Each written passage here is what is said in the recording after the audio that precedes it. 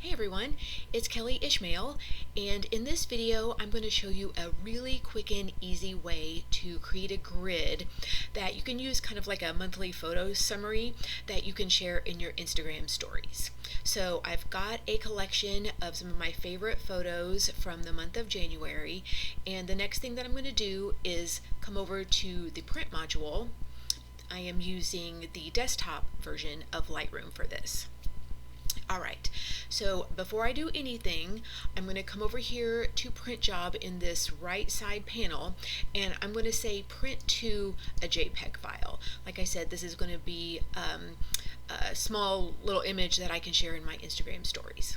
Okay, so I want to give my file a custom dimension, and I want it to be 9 inches wide by 16 inches tall. So that's the basic aspect ratio for Instagram story. Okay, now the next thing that I want to do is I want to create a grid made of squares to fill in this space. Here's the problem though. There's no way to create perfectly sized squares that fit in 9 by 16. So I have to fudge it just a little bit, and so what I'm going to do is I am going to create a cell that is 3 inches or 3.2 inches high by 3 inches wide. So I get it, it's not exactly square, but for this purpose I don't think it really matters, and I mean, unless somebody is really getting up close with a ruler, I don't think you're going to notice it. So here is the first cell in my grid, and all I'm going to do is hold down the Option key on my keyboard, and then I'm going to drag it to the right, and then I'm going to just continue doing that until I have all of the page or the background filled in. Since the cells aren't exactly square, they're not going to line up to the grid just right, so I'm going to align them to each other so I don't have any spaces or gaps in it.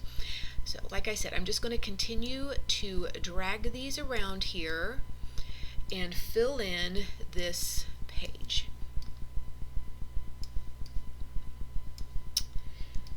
Takes just a minute.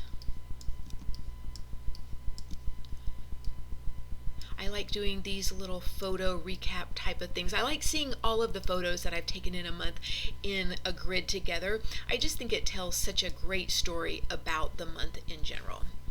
Okay, perfect. Now I've got a grid of little boxes that now I can put my photos into. Like I said, I have this collection of photos, I've got my film strip up, and all I have to do to populate the grid is simply just drag and drop my photos into these boxes. And if I hold down the Command key, I can use my mouse to arrange or to move it around inside the cell to get a little better composition if I want. And so next I'm just going to drag these into the cells.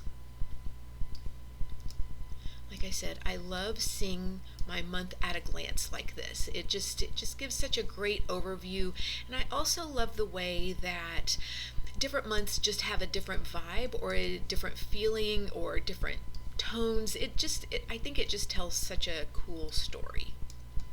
Okay, just going to grab a few more here to fill this in. Just about ready. I love the muted tones this time of year, especially after the holidays when, it can get a little bright, lots of color, lots of activity, lots of goings on. So I feel like January is just a really calm and restful month, and I like how my photos or the tones in my photos kind of reflect that. Okay.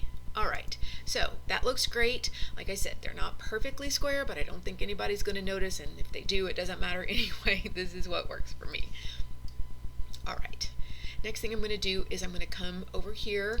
I am going to use a JPEG quality of 100, and I'm going to go ahead and make it a full resolution. That allows me the opportunity or the option to print this on photo paper if I want at some point. So I'm just going to leave the file resolution at the max here of 300. Okay, so since I've chosen the print to file, I'm going to click on this button, and then it's going to ask me for a directory, and I've got a little temporary folder that I keep on my desktop just to pass things back and forth to my phone.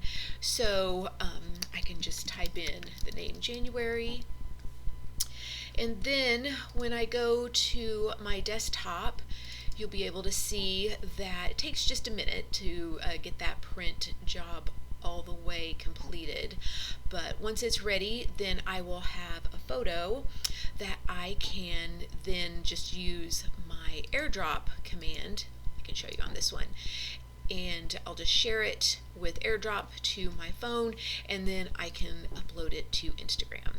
So I hope this is helpful for you. Like I said, quick and easy way just to share some photos in your Instagram story. Please let me know if you have any questions, and as always, thank you so much for watching.